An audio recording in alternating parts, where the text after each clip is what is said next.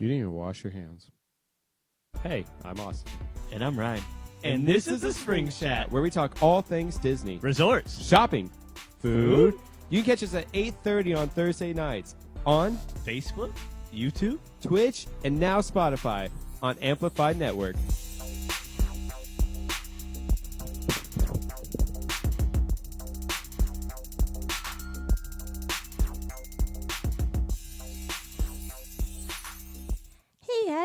Thanks for joining us here at the Amplified Network.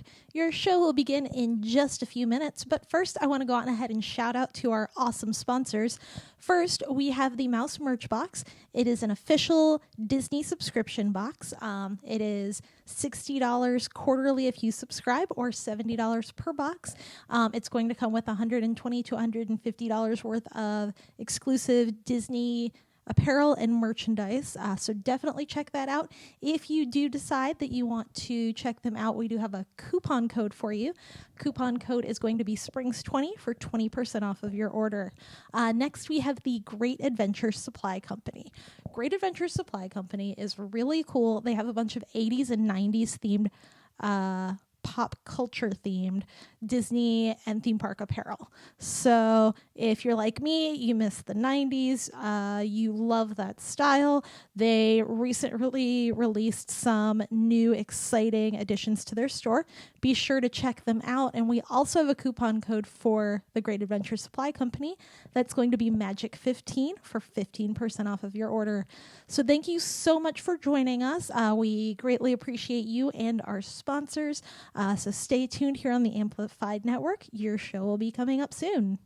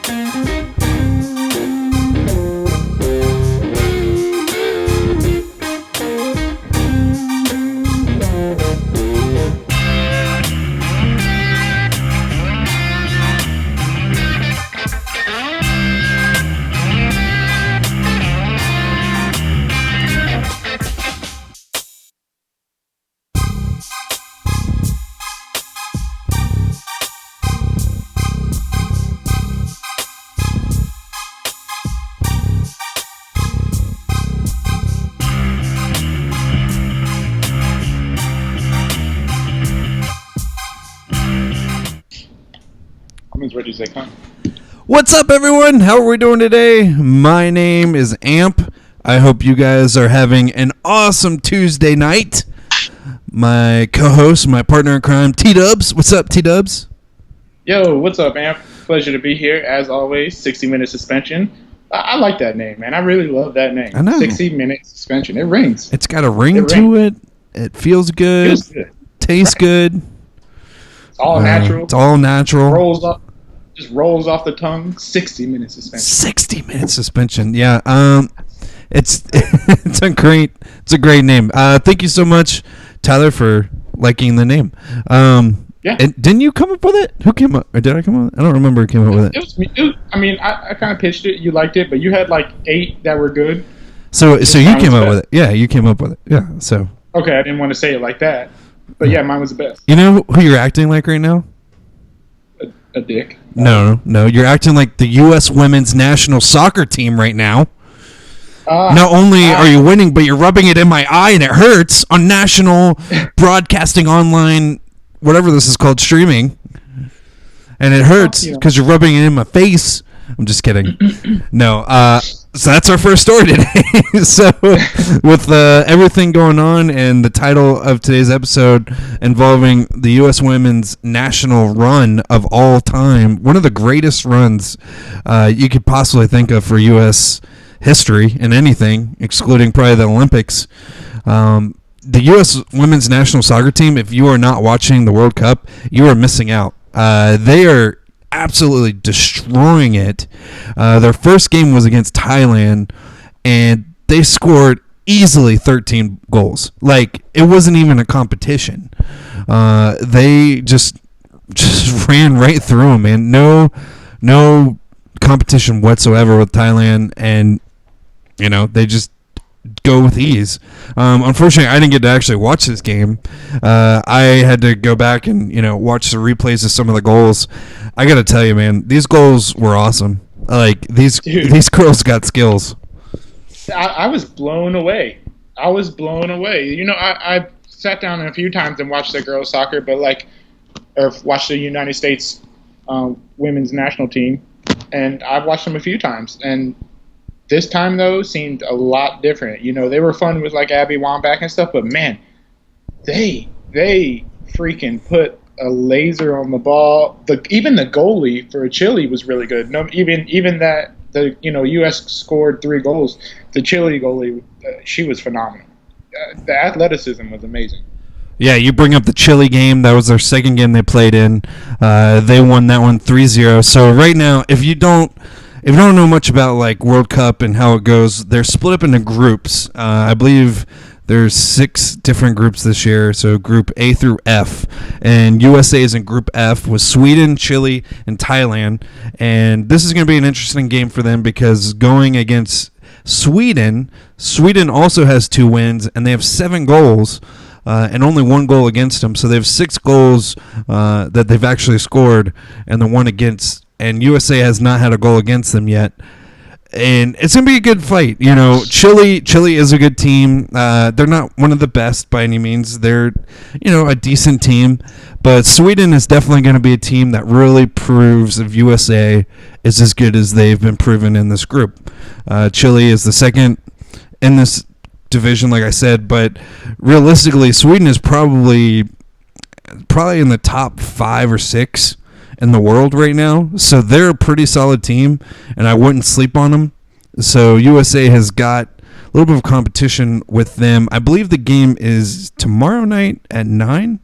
I believe. So if you want to get involved with that, make sure you tune in and stay involved with the U.S. women's national team. Now, we don't just talk about sports here. We talk about the drama of sports. So that is right. With that being said, you sent me this article, Tyler, and I did not know about this. I had no idea until you sent me the article. I did more research on this, and I found the tweets. There are a multitude of tweets from people talking out against the women's national team. And what they're talking about is in that Thailand game, if you actually go back and rewatch the whole game, not only do the women's national team actually like put a hurting in Thailand, they kind of rub it in a little bit because they celebrate almost every goal. Like, so if you score 13 goals in one soccer game, first off, that's unheard of. That doesn't happen. I mean, that literally never, ever happens. And then on top of that, by like the 9th goal, you're still celebrating. Well, people are starting to have feelings about it. And Tyler, before I dive into these tweets, how do you feel about that? I mean, I'm glad you asked because honestly, the way I feel about it is that the celebrations weren't that drastic to me. You know, they weren't like, oh, in your face. Like, it was like a team high fives, chest bumps, blah, blah, blah. You know, one time a girl slid, one of the players slid. I forgot her name. She's like one of the, key players on the team. I think she's short, blonde hair, and I think her name starts with a, like, Rapinoe or something like that. Is her last name. She's really good. Been around for a little bit. Yeah, Rapinoe's really good. Yeah, so she slid and did like this leg kick thing, and it was kind of like a joke on her teammate. So these are like intricacies that the U.S. team has themselves. Like, these women have themselves. They're like inside jokes. It's not even like, I mean, I know some people can't say, oh, I know that as an inside joke. Obviously, it's an inside joke for a reason. But once explained, it happens, and it happens. Also, my opinion is, if you don't want me to dance, you better keep the ball out of the goal, or, people are going to dance. I think I think Carly Lloyd, one of the U.S. women's national team, I think, frankly, at the moment, the leader of the team, I would say. Yeah. She came out and said, like, it would be kind of a disrespect to our game to not play the game with the full heart, with all emotion and all, not try and score goals and not try and have fun and not try and celebrate your team. It would be a disrespect to the game, and I kind of agree with that. So yeah, that's pretty much how I feel. And then running up or some would say running up the score, but scoring matters. I don't know if it matters. Does it matter in the group stage? Oh, it absolutely matters in the group stage. Yeah. So your scoring matters. You want to rack up as many points as possible. Yeah.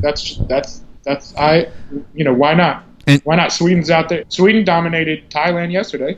Yeah, exactly. They beat them like, what was it like? Or not? Was it yesterday or Sunday? They beat them like, what was it, 7-1? You said? I believe it was 7-1. Yeah. Yeah. So that's a big score. So I mean, no, I'm sorry. It was only, I think it was 2-1. But yeah. So yeah. Speaking of which, no, I'm sorry. It was 7-1. I take that back. Yeah. It was 7-1. I thought it might have been. No, it was 2-1. I take that back again. Pretty sure it was 2-1. Take it back again? Now that I realize, yeah, because Sweden scored 5 on. No. I don't know. I got to look back at that. I don't have the actual. Anyways, but yeah, Sweden did score on Thailand a lot. Okay, so to stick with this and what you're saying, all good points. I think when you look at it from a national stage, I mean, it's the World Cup, and I think some of the women's soccer players kind of put it best. One woman said, I think it was Abby Wambach, with all due and this was a tweet from Abby Wambach, with all due respect, did you see at Alex Morgan 13 last 2 goals and her last assist? They were world class, and this isn't rec league soccer. This is the World Cup in all caps. Stop judging these women with partial glasses. You would never say this about a men's team, period.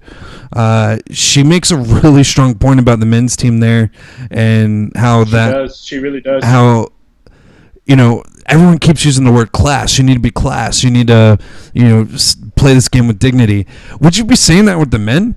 Would you be saying that with men and saying, these guys just played their hearts out. They played with pride and honor, and, they fought to the very end. Those strong words that you use in sports for men's sports.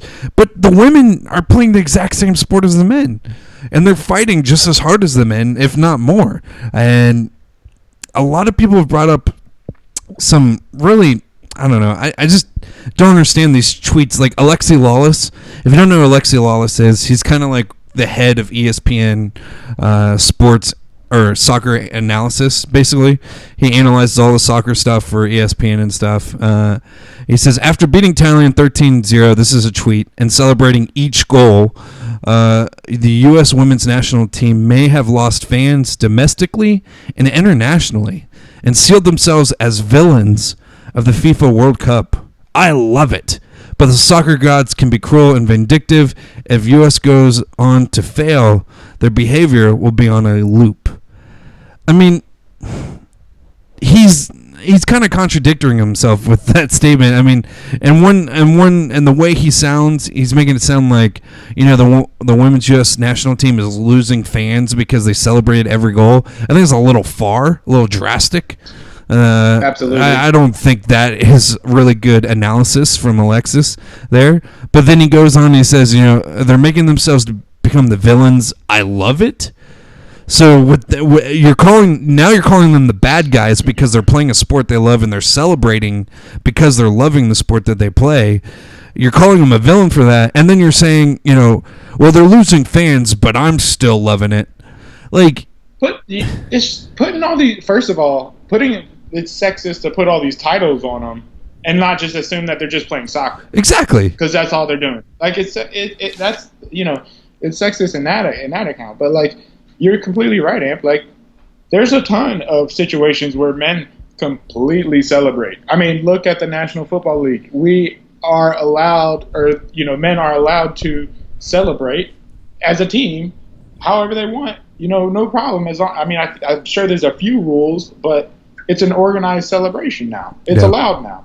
Look at, like, when people hit home runs. They run to the team, meeting them at the plate for high fives, or if not, they go to the dugout, and the team fakes like they're not, like they ignore the player, and the player goes around and does the fake high fives, and it's a really funny celebration, and then they all huddle. Even that's a celebration. You know what I'm saying? Men do it constantly in every sport. It's just like Serena Williams or the Williams sisters in tennis. They get judged so hard. You know, they get compared to, you know, men so hard, and it's just not. It's so negative, and it's starting to come out on the field. You know what I mean? Yeah. Like you know, people are starting to fight back. Women are starting to fight back. You know, you saw. I think was it Serena that was yelling at the ref, and I think she even said, "You wouldn't do this if a man was here." Right. You know. Yeah. It happens. I remember that. And it sucks. Yeah, it was recent. It was like last year or 2 years ago. Here's another. And finish your statement. Yeah, and then America flipped out on her, you know, and said, like, there was even drawings and papers, just really nasty stuff. And it's like, that's the kind of stuff that there's no support, you know? It's kind of like no support. I got to retract one statement. I said Alexi Lawless actually works for Fox Sports now. Sorry. He worked for ESPN for a long time. I guess he changed over to Fox Sports. These guys are always going back and forth. Anyways, Taylor Twellman, we'll go with that. His name's stupid anyway. He said 0.0 problem with the score line as this is the tournament, but celebrating goals like number 9, aka the 9th goal, leaving a sour taste in my mouth like many of you. Curious to see if anyone apologizes for this post game. # World Soccer or U.S. Women's National Team. Come on, man. And then he replies to his own statement and says, not sure why the U.S. women's national team is wasting any of their set plays when the score is 3-0. Bury Thailand, then move on, but don't use anything that could be needed in future games. Clearly, you know, Taylor is referring to set piece. So in soccer, the NFL uses, you know, an actual playbook that sets up plays to score the game. NBA does the same thing. They kind of have like a basic set of plays that, you know, the coach or someone will call out.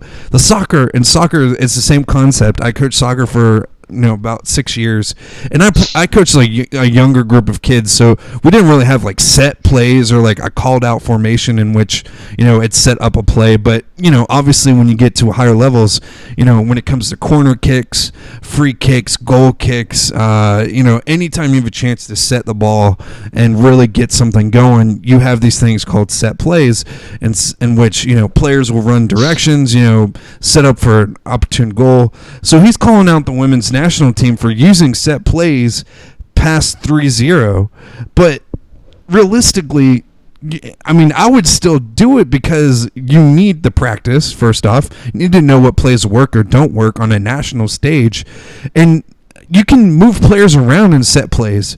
So, the same play. It's not like football where you have a designated wide receiver 1, wide receiver 2, tight end 1, stuff like that. In soccer, you literally can mix and match players to fit your set piece. And, the skill set are pretty close and similar. Players can do virtually almost the same stuff in a lot of scenarios, and the play will still go off. So his tweet really doesn't make a lot of sense to me, and I feel like he's just being bitter because the women's national team is just killing it. Another issue that I had also that's kind of leaving a bad taste in my mouth, and I don't know if you knew about this, but a lot of this is coming off just about a year later after the women sued. I forgot who it was. Yeah, here it goes. Backdrop of a lawsuit filed by 28 members of the women's team earlier this year, accusing the U.S. Soccer Federation of gender discrimination. Despite being more successful and arguably more popular than the men's team, the women's team earned significantly less money. As the Atlantic's James Hill pointed out, the 13 goals the women scored were more than the men have tallied in every World Cup appearance since 2006 combined. That's embarrassing, man. And one game. If you don't understand what I just said, basically the women have scored more goals in one single game than the men have since 2006, like combined from 2006 to now. The women have scored more goals in one game than the men did from 2006 to now in World Cup appearances. That's it'd be awful. fun. It'd be really funny. A very funny concept. Like if the women's team just was just to be like, we don't want to play for the United States anymore. Somebody else pick us up as a team, and they just went to another country and got a ton of money. That'd be hilarious. I'd support that. Just like anybody can, you're more than welcome to send in comments and ask questions during the show. We actually got a comment in, Tyler, and it's directed to you. And a special lady would like to know, did you ever get your women's U.S. national soccer jersey? I did not. I've never gotten my women's U.S. national soccer jersey. It sucks because, it's really hard to find a soccer jersey in the men's size of the women's national soccer team. And you know what? I don't want Tim Bradley's jersey. Who is it? I don't want his jersey. I want Carly Lloyd's jersey. I can't even think of another name. I don't want the jersey. I want the girls' jerseys. Like the actual women's jersey. Yeah, but the point is, they're very hard to find. They sold them very rarely. And you know why I want them? Because they have 3 stars on them. You know why they have 3 stars on them? Because they're 3-time World Cup champions. How many stars do the men have? I got to think about that one. None. None. Yeah. Are you sure? No. Yeah, I'm sure. Okay. Well, so I never got my jersey because I can't find it anywhere. I think they released it for a short period of time and they were sold out quick. But that's just the type of stuff it is. Yeah. Sucks. Well, we'll see how well the women's national team does against Sweden. I'm pretty sure they're going to beat Sweden. Even if they lose to Sweden, the women's team has a goal differential in Sweden. Typically how the group stages go is they take the top 2 of every group, and then those move on to, I believe, the 16, and then in which they rank them from goal differential in that order. So the U.S. women's team will be number one unless they lose to Sweden, in which that will drop them down. But they will still move on no matter what the situation is as of right now. So that's pretty cool. That's exciting. Keep watching them. I mean, they're fun to watch, man. This last Chile game, they did some celebrations that were kind of like making fun of everyone who gave them shit. They did the golf clap, Yeah. really subtle one. They just, you know what I mean? That's awesome. That's awesome. So they're I hope that. yeah. Go ahead. Sorry. I was just saying, they're listening to you. They hear what you guys are griping about, but at the end of the day, it's not going to stop them. These women know exactly who they are. That's what I love about the U.S. women's national team. They know who they are. They know what they stand for, and they don't care about this backlash or what people think of them. They're just going to play their game and have fun, and I think that's great. I think that's more important than anything else going on in sports right now. Agreed. Completely agreed. So I hope that they keep celebrating, just like you. I hope that they keep celebrating. I hope that they make more money. I hope that they get more recognition. I hope they win the whole thing. I know it's going to be tough, but they're amazing to watch. Dude, I was so much more excited watching them than I was ever watching. I'm not joking. Yeah, no, it's true. It was incredible. It was incredible. And even when they hit a post shot, which was like 5 shots. Yeah. Which takes extreme talent to just do that. 5 post shots. That's insane. It's against a good goalie like Chile's. They're incredible. I highly recommend, if you haven't watched them, I highly recommend catching their next game against Sweden. It's Sweden. Yeah, it is Sweden. Yeah, they got to play Sweden next. And like I said, no matter what the outcome is, I mean, they're going to win realistically. But it's soccer. Anything can happen. And if everything goes according to how the soccer gods would like them to go, the U.S. women's team is going to get through this group stage undefeated, and they will be ranked 1 going into the Sweet 16, which, I mean, when's the last time USA was 1 at anything? You know what I mean? So this is pretty awesome. Right. And I'm with the women on this, man. I think they should get way more recognition than they get. I know I'm kind of dragging this on a little bit, but they really don't get enough more recognition. It's like this story should be bigger. Like the fact that people are giving them gripe about them celebrating this many goals, like it's a U.S. tradition. Like Americans over celebrate everything. Like everything. So honestly, they're living like how Americans live. You know what I mean? Right. Like, so I don't understand the issue, and I don't know. I think it's being quite ridiculous. No one says this about Tom Brady or Rob Gronkowski. Every time Rob Gronkowski scored, the 4th or 5th touchdown in a game, he still spiked the ball like he always does. No one gave him crap about that. Nobody talked about the Blues, how they just won the World Cup, 4-1, and they celebrated every single goal, even though it was a clear defeat. Yeah. I mean, not the World Cup, the Stanley Cup. Stanley Cup, yeah. Yeah, the Blues, the St. Louis Blues just won the Stanley Cup, and that was recent. That was like a week ago, and they celebrated every single goal. Yeah. And it was clear it was a domination. So, moving on. Making a huge U-turn from the World Cup women's national team, which that's our headline for today. Women's national soccer team. I want to make sure that was prominent because they deserve it, man. They worked their asses off to get where they're at right now. So they've earned, at least on our show, they've earned the title of that and kicking ass. Exactly. So I'm sure they appreciate it. Yeah, exactly. So moving on, let's bring up King James. LeBron James has a new teammate out in LA. And now this is interesting. Typically we wouldn't do stories like this, but this is too big not to talk about. This is a massive trade deal that went down between the Pelicans and the Lakers.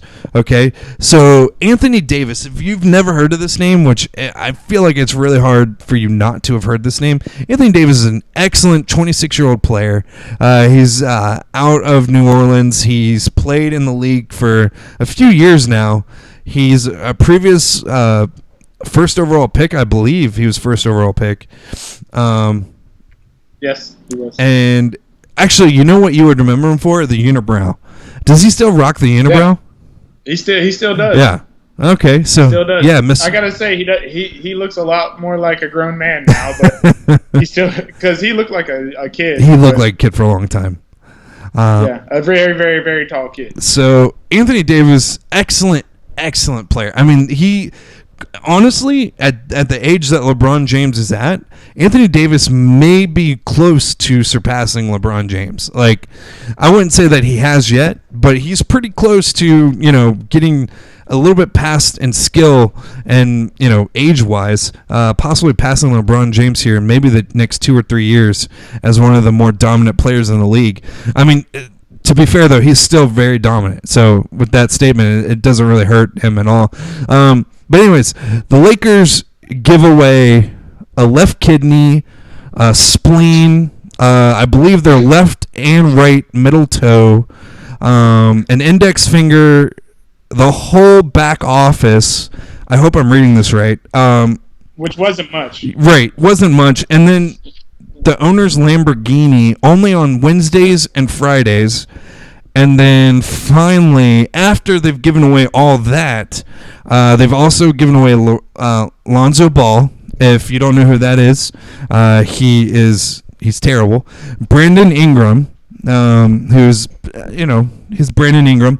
Josh Hart, he might have been good in high school, and then 3 first-round picks, including the number 4 overall in 2019's draft this year. So they've given away 3 players and 3 first-round future draft picks, which includes the number 1 4th overall pick this year. So, and then also to clarify, in the NBA, how draft works is it's a lottery system. So if you don't know this, you get a ball with your logo on it. They put it into the little ball machine, and then it spits out an order who gets to pick the first overall pick. So just because they got 3 first-round picks does not mean that they get the first overall, 3rd, 4th, or even 5th overall pick. It just means that they get to draft in the first round. So, after telling you that the Lakers have given away half of their entire organization, your thoughts? Well, I mean, my thoughts on the subject, Anthony Davis is a phenomenal player. I really, ever since he's joined the league, even in college, he's been like a man amongst boys. So he's very dominating. It just sucks that he was in New Orleans. I honestly believe that he probably the Pelicans will probably never be a good NFL or NBA franchise. Honestly, I just think they're going to be one of the worst in the league. It was time for him to go. He knew this whole time he was going to go. He even said, I think I saw Bleacher Report that he said, "I've been ready to leave this musty-ass city," when he left, which is very funny. But he's going to be teaming up with LeBron, and they gave a lot for him, like you were saying. The Pelicans actually do look like a better team now, to me. Without AD. I know that's weird to say. And now the Lakers look like a better team with AD. It's funny like that. But really, I think the Pelicans got the future-wise, I think they got a good play here. I think they bettered their own team. The Lakers, I think, for the now, are shooting for a championship really fast. So I think that they made the right move. I think it was a good move for both teams. Lakers, Lonzo Ball. He's good, but he's not that good. He comes with a lot of baggage, like his dad. His dad is a lot of baggage. Lakers probably wanted to get rid of him for a while, honestly. No offense to Lonzo, but his dad, to me, his dad isn't really helping his career. The Lakers there's actually some breaking news a bit. I was just looking up some stuff on this, but Anthony Davis, they're trying to kind of restructure his contract. The Lakers are, they're in negotiations so that maybe they can get more players, maybe shoot for another max contract, maybe 2 or 3 more pieces, if not another max deal. I know they need about $32 million in cap space to make a max deal happen, and I think they're sitting at about 23 right now. They can rework some things, but they can always add pieces But yeah, I mean, to tell you the truth, I like it. It's gonna be fun in LA. It's gonna be really fun. I'm gonna enjoy watching the Lakers again. I'm not a Lakers fan, but I like basketball. I'm not a particular fan of anybody. I'm looking for a New York team, probably the Knicks or the Nets. But I think it's gonna be fun watching the Lakers again. It's gonna be like Shaq and Kobe. It's gonna be fun. So Well, yeah. you bring up a really good point with the salary cap, because this leads me to my next topic. So, King James, good for him. He's got a new, probably one of the best players he's ever got to play with, honestly, if you really think about it. D Wade was really good. He was more of a point guard, though, so he was more of kind of like the pace setter. Anthony Davis is going to be an actual powerhouse. He's all around power guy, so he's going to be more involved in the actual set pieces and setting up picks and being able to work off of each other. So Anthony Davis pulls players away from other players. That's what he does. He's kind of like a decoy player. If you ever watch his games, he's usually used as a decoy, and that helps other players get easy 3s and 2s. Now you add LeBron James and Anthony Davis in the mix. I mean, you're just going to have decoys left and right, and it's going to be so hard. And you just add in one decent point guard. If you can add in one decent point guard to complement this team, they're going to be really hard to beat. I mean, yeah. And I think the presence of Anthony Davis is going to make Kuzma a lot better. He's a young guy. He's real young. He was really good. I think he was better than Lonzo. So I would have rather given up Lonzo than Kuzma. I think it's just going to make him better. He could probably develop into probably a nice 2. 2 guard if he can break out a little more with the presence of Anthony Davis. I heard if they can get the cap taken care of and they can fix that situation, that they might be eyeballing Kemba Walker, because he's that'd be good. From the Hornets. So cool. He's going to be a free agent coming into this season, and so that guy is on their radar, and he's a nice point guard Kemba. that could help them out. Yeah. So don't rule out Kyrie too much either. Kyrie Irving, I know he played with LeBron before, and it didn't end as we all know as beautiful. But I mean, things changed. Time mends things. Apparently though, I did see that Kyrie's liking the Nets a little more than the Lakers. Well, now that Anthony Davis went there, you don't know. Yeah, you don't know. Could change the game. So, and then also you have Kevin Durant out there who, obviously he's injured, but he's still going to be a force to reckon with, and he's a free agent. And the Warriors, you're going to see a whole different team as well with them. Let's not dive into it too much, because I want to lead this to my next topic, which is super teams. If you don't know what I mean by that reference, basically, look in the past of NBA histories. I mean, the Miami Heat could have been considered a super team with D Wade, LeBron James, and Chris Bosh. As kind of being the super team. You had the Celtics right with them with Kevin Garnett, Ray Allen, Paul Pierce. Yeah, they were like the original super team. They were, or like not the original, but of our era. Yeah, I would say that they were the original, like, assembled team. Like, let's all meet up and join at this city and try to win a championship type team. And so that brings me to today's kind of up in the air topic. And I know, Tyler, you have feelings about this. For me, I kind of have feelings about it as well. I actually had to do some decent research to really give an opinion, because I can understand both sides of the coin on this. And I'm leaning more towards against super teams. Now, you may be leaning more towards liking super teams because they're fun to watch. But I'm looking at it from a league perspective, like a whole league perspective here. You brought it up earlier about the Pelicans and how they're just a trash team. Like, they just can't get out of this trash pit. And I live in Orlando, and I can tell you the Magic have sucked ever since, Hardaway left. Well, they had a couple good years with Dwight, but they never made it to I think they made it to the finals once. I think. Maybe. But yeah. they were pretty decent with Dwight, but Yeah. they haven't. But you're right, they've been really bad ever since that. They've been really bad for a long time. Then Really. you have, I mean, other super teams that you could consider. Maybe Houston. Houston has a nice little trio of point guards there. I wouldn't consider them a super team, but they do have a solid team there. But overall, the whole point of a super team is basically you take three superstars that you consider like just above par players, and you put them on a team, and you pay whatever you need to pay to have them there. So that means that you kind of decimate your bench. You kind of don't have a bench at this point. Maybe if you do have a bench, it's complementary players or players that are either rookies or maybe just players that you can only afford for the minimum. But I did bring up something that you probably know about. I've never actually heard about this. So in every sport, there is a cap. So there's an actual salary cap, except Major League Baseball. Major League Baseball is the only one that doesn't have a salary cap. But salary cap is what owners can pay up to the maximum for their entire roster for the season.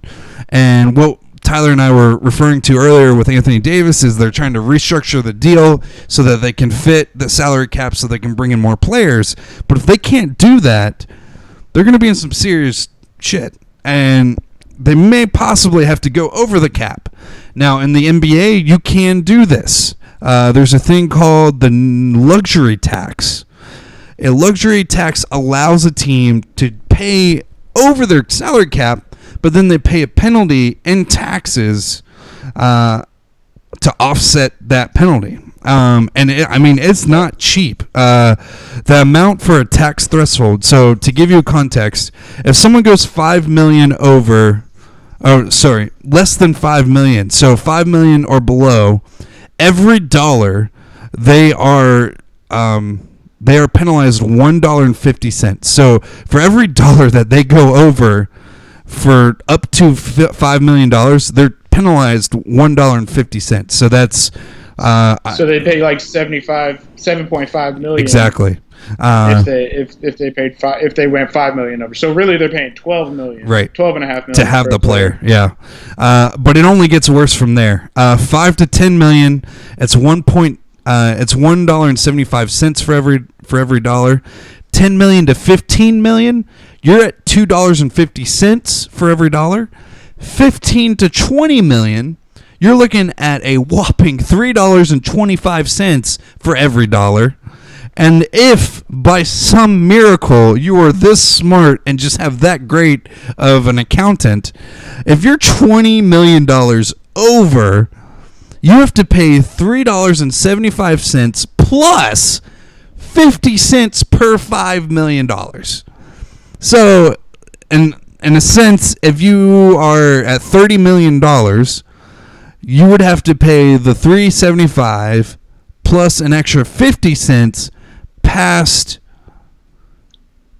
then plus 50 cents per million past the 20 million. So you want to talk about yeah, exactly. So that's crazy. It's not cheap to go over the salary cap, but it can happen, and it has happened. So this is another stat I want to bring to you, Mr. Tyler. Talking about super teams, talking about going over the salary cap. Now, this stat only goes up to 2016, okay? So I don't have the stat for 17, 18, or 19, but it only goes up to 2016. So in 2004 and 5, we had the strike, the NBA strike. So after that, okay, so you have 1, 2, 3, 4, 5, 1, 2, 3, 4, 5, 6, 7, 8, 9, 10, 11. You have 11 years after the strike.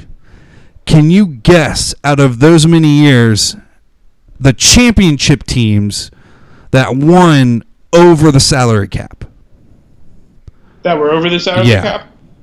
Out of 11 years. So you can pick any number. So this is from how long ago? 11 years ago. 11 years ago. 2006 to 2016. Oh, okay, 2006, 2016. Well, I don't think Dallas would be a team that was over the cap. So I would say them, and they won once. Other teams that come to mind is Miami. I bet they were over the cap. I bet the Celtics were over the cap. I bet the Lakers. Did they win in that time span? Yeah, I bet they were over the cap. I would say about 8 teams, 8 of the 11 teams that won the championship between that time span. You hit it right on the dot. 8 teams. 8 teams were over the salary cap to get that. But you were wrong about one team, though. Oh, wait. Let me guess. This is Dallas? Yeah, you said Dallas was not over. They were actually the second most over. Wow. Out of those 8 teams. Wow. That's so surprising. Yeah. That is crazy. Because I can't remember who was on their team, like other than Dirk and Jason Terry, Yeah. and he was on their bench. But I know they You had had like Nash? Tyson Chandler. You had Nash? Oh, Or no, I not forgot Nash. about that. Was Nash? No, it was Kid. It was Kid. Kid. Yeah, it was Kid. Yeah. Nash did play for the Mavs, but Yeah, that wasn't then. yeah. But I think it was Kid. I know they had Tyson Chandler, Dirk Nowitzki, Jason Terry. But Jason Terry was like a bench player. Yeah. But he was like 6th man of the year. So he was a decent player. Yeah, you got it right with the Lakers and the Heat. The 2 years back to back that Lakers won, they were over the cap both years. And then the Heat also, the 2 years that they won, they were both over the cap those 2 years. You had the Celtics. The Celtics were over the cap the one time that they won, but even though they were over the one time, and they only won one time, but they were over the cap the past 5 years or the past 4 years after that. So for 5 years straight, they were over the cap. Who was that? The Celtics? You said? Yeah, the Celtics. Yeah, they were. Yeah, they only won once, but they were over the cap for 5 years. Yeah, that makes sense. So the Spurs. So Spurs are interesting. Spurs are one of those pretty awesome dynasties. They were over the cap in 2006 to 2007 by only $200,000. So they did a really good job there, and they won. And then they won a second time, but they weren't over the cap. So in 2013-14, they won again, but they didn't pass the cap. Right. Another team that didn't do it, but you'd be surprised, the Warriors back in 2014-15, they weren't over the cap. Here's the commonality between those two teams. Most of their players that made a superstar team were drafted. Yeah. You know, the Warriors drafted Klay Thompson. They drafted Steph Curry. They drafted Draymond Green. The Spurs drafted Tim Duncan. They drafted Manu Ginobili. They drafted Parker from France. You know, that's the commonality. So you see the difference of these. That's what I was going to talk about in a little bit. Was like, I love these teams I love superstar teams that are built, you know, through the front office rather than through like a player saying, "Hey, let's all come together." That's cool and everything. But I think but for me, I don't know why, but for me, it's even cooler to say to know that this team was put together through an organization. Yeah. Rather than that, you know. So that's how I feel about superstar teams. I'm like, I like them if it's done right to me. You know, if it's done by the process. If it's done by like, hey, let's all just get together, hang out, and obviously we're the most talented in the world. We can just throw the ball behind our back and kill it. You know. So also Miguel chimes in. Big Mig, thank you for watching. He said Michael Finley was super overpaid. I totally forgot about that. Michael Finley did play for that, and he was overpaid. I do remember him getting big bucks back then, and that was considered a super team. Now that I remember that, when they signed Michael Finley, because they signed Kidd, they had Dirk, and then they got Finley on, and that was considered a super team in their eyes. And I mean, technically they won, so. Yeah. Super team ish. I mean, they won. They definitely won. They definitely beat a put together super team.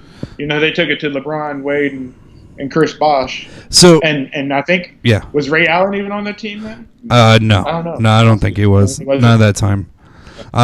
Okay, so that brings us to the discussion real quick, and I kind of ran too much time on telling all the stats. I wanted to share them with you, and I didn't mean to go over it so much. But anyways, so what are your thoughts on super teams, Tyler? Do you agree with them? Do you like them? Do you think it's a good strategy? Do you think it's good for NBA? You know, what do you think? Well, I think it's a good strategy. I mean, okay, it's entertaining. It's definitely entertaining. It's good for the NBA, I think. Like, people say, oh, this super team stuff isn't good for the NBA. I say, bullshit. I really enjoyed watching Dwayne Wade, LeBron James, and Chris Bosh do what they did. I go back and watch those dunks and those alley-oops, like, to this day. And that was, like, what, 6 years ago? Maybe not 6 years ago, like 4 or 5 years ago. That was a while ago. That was my favorite basketball to watch. I liked I liked when Kevin Garnett, Ray Allen, and all them got together. But like I said, I do like the organization, drafted players, team built kind of thing. Like I'm kind of an old school guy when it comes to sports for the most part. So if you could give me an organization that puts stuff together, and we have this team that we're kind of going to gel together for the next 5 years and build together with this coach, such as Popovich or such as Kerr, and just build up teams together. That's cool to me. That's cool. What do you feel about it? So I understand where you're coming from. I get it. It gives really good highlights, and it's fun to watch in the times that it's there. But I like to play devil's advocate. I like to be on the other end of a lot of conversations. And this one, I kind of do lean against super teams a little bit. I don't like it when it crowds the market. I don't like it when you had like the Heat versus the Celtics, that time frame. I didn't like that because there were at least 2 or 3 teams that tried to copy or emulate what they were doing, but they couldn't, only because there weren't enough superstars to go around. You only have maybe 5 superstars in the league, and then you have your higher mid-tier guys, and then past your mid-tier guys, you really just have a bunch of the same guys. I mean, I kind of agree with that, but I think you're a little harsh with the tiers. Of course, yeah, there are 5 major superstars, but the guys right below those superstars are, I wouldn't call them mid. But I know what you're saying. Before I finish my thought, Big Mig chimes in. He says, super teams of today are gray because it's the players with the control, because the salary cap limits how much people can stack a team. With no cap, the NBA would be a snooze league like the MLB, where the rich 5 teams will cycle through championships. Miguel, that's kind of my point, though, is where I'm going with this, is you kind of still see that. I mean, the reason I gave those stats about the, paying over the cap and like that, you had 8 teams in the past 11 years from that time frame win championships. And you could blame it, you could say, it's because they paid for those superstars. They went ahead and just paid the extra money to go ahead and get them. Now, like we talked about, the Pelicans are a small league. Orlando is a very small market. Toronto got very lucky with their situation because, yes, they are the champs right now, and they earned it because of Kawhi. But, if they didn't have Kawhi, we're looking at a different scenario here, and right. So to me, it's just like, Miguel, what you're saying, I think it still applies now, even with, it not being a full no cap limit. The fact that you have the ability to go past it and pay the extra to make it happen, it still offsets the situation. Because, the Lakers, let's say, even if they can't fix this salary situation, they're still going to pay it. Nothing's going to stop them from, adding that third piece. They need a third piece. There's just teams in the league that can pull this off while others can't. They just can't afford it. And yeah, I think that's where my issue is with super teams. I agree with you. It's fun to watch. It's awesome to watch. The downside to it is, though, you have these smaller smaller teams who just can't afford it. Orlando could never afford a LeBron James and then give him a second player. There's no way they could afford that or make that happen. You have other teams that, the Milwaukee Bucks had a good season this year, but the Suns, the Phoenix Suns, take the Suns for example, man, they can't get out of the shithole that they're in. They have been stuck in the same lower than mediocrity for decades, and they can't get out of it. They had Steve Nash for a little bit, but come on, man, there's got to be a moment where you give these guys a break. And another issue I have, and this is kind of going off a little bit, the draft lottery. does not help out these small teams either. I mean, Right. the fact that it's by total random, like just we don't know the situation, like that's even worse because now like teams that have the worst ranking, they might still have the worst ranking for 5 or 6 years because they can't get a first overall pick or a second overall pick. So I mean, there's a lot of issues I have with it, and it stems to the super team by default because if you can afford it, you got it. But if you can't afford it, you're very, very fucked. And I agree with you. That's my only issue with it. Now, it's an awesome strategy. It's great for TV because if we didn't have these super teams and these 5 superstars or what have you were spread out evenly among the league, we would have a different type of game. But also, it could slow down the game. That would be the other issue. So I completely agree with you. I'm got one thing to say, and then we can totally move on. Yeah. I see the time on it. One way to get out of that, you're right about that. Small teams will suffer, and the reason they will suffer is because players either go to good destinations, aka Miami, or they either go to where the best player is, and aka Cleveland. Or they go to those big cities, New York, LA, Chicago, Miami, or they go to where the best player is. That's how the super teams are built.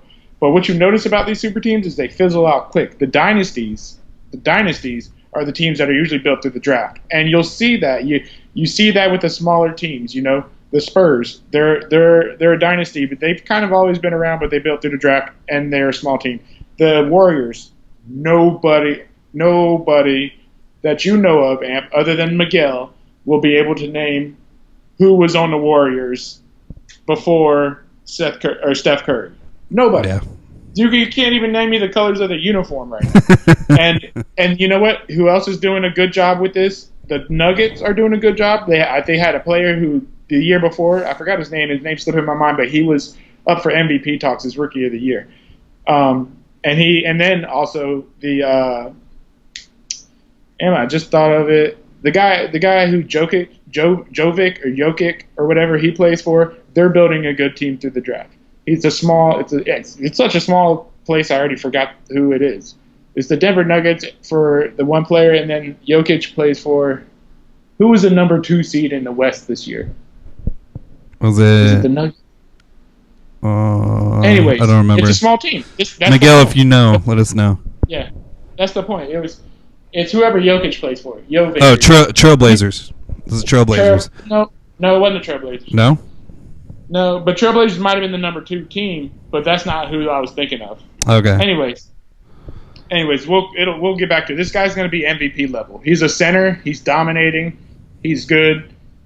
He's going to be an MVP level type player, and that's how you do it. You build through the draft, and that's how you create your own super team, and that's how you become a small city that's booming. Yeah. Anyways, I know we have other stuff to hit on. If you have anything to say, you're more than welcome to. I just want to chime in because Miguel's on fire tonight. Thank you, Miguel, for watching.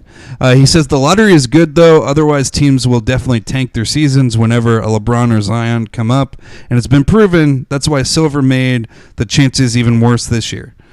I mean, it can go both ways, Miguel. I mean, because you don't see that in the NFL.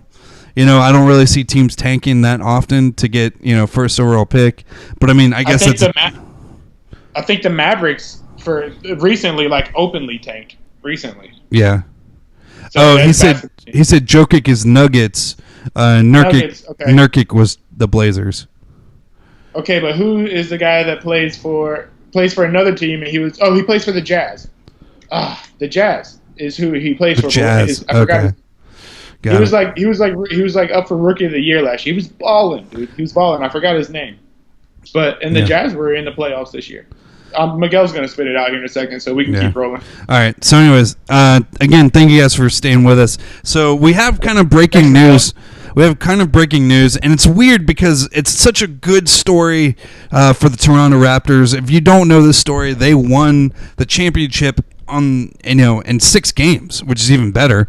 But on the flip side of that, there is some tragedy. So we're going to get to, the awesome celebration. But before we get to the awesome celebration, unfortunately, we have some sad news.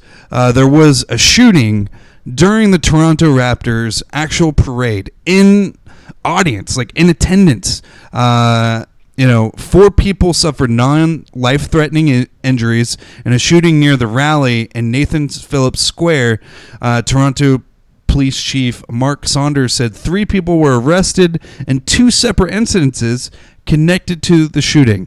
Saunders insisted that the incident affected a small group of people during an otherwise awesome celebration. More than 1 million people attended the victory rally, and the vast majority didn't even know that this even happened. So there are a couple of videos on YouTube and on Twitter. You can go check these out, but basically it's really just people running away. People heard shots fired. There could have been people around there. There's not a lot of information right at this moment about the story, but our hearts and prayers go out to the 4 victims. Again, it's non-life threatening, so they're going to be fine. They're okay, but any shooting in a massive situation like this is absolutely scary. I completely agree. And it's just a shame that, people just sometimes don't know how to act completely correct in situations. And it sucks, because it's Toronto's, first time. I hope that the victims recover. I don't know the status of the victims, but I hope they're in full recovery, and our thoughts and good vibes are going to them. And it sounds like nationally here in America, it feels like that shooting is almost overshadowing the parade now, but in the celebration, which is not fun to think about. But thoughts and prayers go out to them, and that stinks. Yeah, so we just wanted to drop that information on you because it's important to know. Just to backtrack for 1 second, Gobert from Jazz. Yeah, that's it. Yeah, Miguel. That's it. Miguel chimed that in. Thank you, Miguel. Yeah, so, sad stuff. But we move on because we only have a couple more minutes left. So even with that, we'll keep you up to date on that story as it comes in next week, and we'll let you know the outcome of that situation. But to bring the celebration to light, Kawhi Leonard, MVP, Boardman gets paid. He's wearing the T-shirt, Boardman gets paid. I love that shirt. He flew back. Well, the whole team flew back on Mr. What did you call him? Drake, cursed Drake. The Drake curse. They flew back on his private plane. Do you want to know how much his private plane is, Tyler? Hold on. I like this numbers game. Don't look it up. You're taking too much time. I'm not. Okay. Hands right here. I'm gonna go ahead and guess 275 million. Holy cow! You're so close. 220 million for a private jet. They brought the Larry O'Brien Trophy on board, and then he posted tons of pictures on Twitter with the team. He's got stacks on stacks on stacks of money right next to the O'Brien Trophy. He's got his little plane there.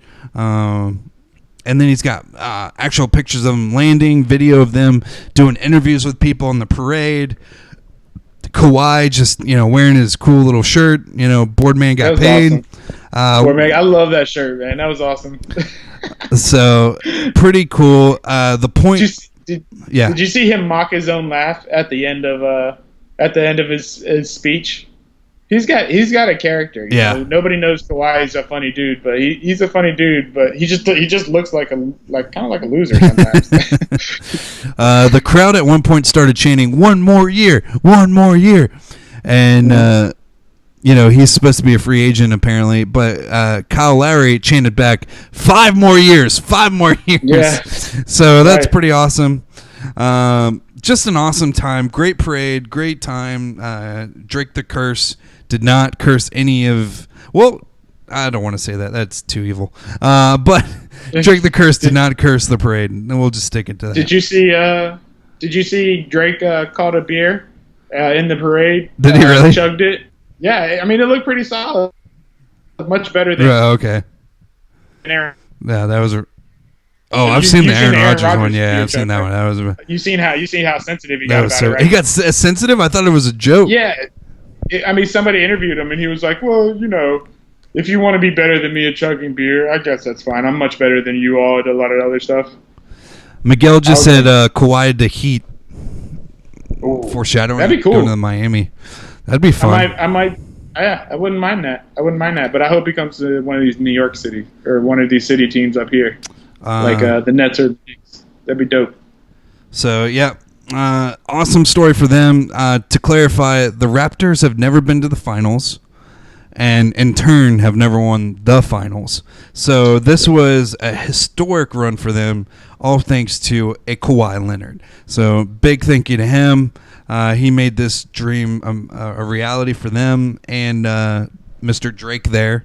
So, And yeah. don't you think it was cool to see a guy from the West just come over to the East and completely wreck it and own it, and then him taking on a super team and beating it? I mean, I know the super team was damaged, but it was still pretty cool, you know?